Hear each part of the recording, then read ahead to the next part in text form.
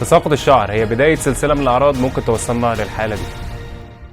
يا ترى المشكله دي سببها ايه؟ اول سبب تراكم هرمون الدي اتش تي في البصيلات واللي بيؤدي لتلف البصيله وبالتالي الشعر بيقع بغزاره. تاني سبب نقص بعض المعادن والفيتامينات الضروريه للجسم زي فيتامين د. واخر سبب الاسترس والعوامل النفسيه. لكن ما تقلقيش، لو بدانا العلاج من دلوقتي وما تاخرناش فالحل سهل وبسيط. اول حاجه نلتزم بنظام غذائي نعوض بيه نقص الفيتامينات والمعادن الموجود جوه جسمنا، ولكن اهم خطوه في العلاج اننا نستخدم منتجات طبيه من مواد طبيعيه نعالج بيها تساقط الشعر. من اكتر المنتجات اللي جربتها مع البيشنت وجابت نتيجه هايله وسريعه مجموعه كيرا هير الطبيه. اول منتج في المجموعه كيرا هير لوشن، وده يعتبر الجيل الجديد في علاج تساقط الشعر وانبات الفراغات، واللي بيحتوي على الكافيين ومستخلص الروزماري والسوبالميت، واللي ليهم دور فعال جدا في علاج التساقط وانبات البيبي هير من جديد. تاني منتج كيرا هير شامبو، واللي بيميزه ان 2 في 1 شامبو كونديشن غني بزيت جوز الهند وزبده الشيا والبالثينول، هينضف فروه الراس ويرطب شعرك من جديد. لو كنت بتعاني من تقصف وهيشان او كسره وتمويجه في شعرك انصحك تستخدمي كيرا هير سيرم لانه غني بزيت الارجان وفيتامين اي، وبكده نبقى قدرنا نعالج كل مشاكل شعرك. ولو عندك اي مشكله في شعرك تقدري تبعتي لنا على رسائل الصفحه، واحد دكاتره متخصصين هيرد عليكي ويتابع معاكي بشكل مجاني لحل مشكلتك. وبس كده.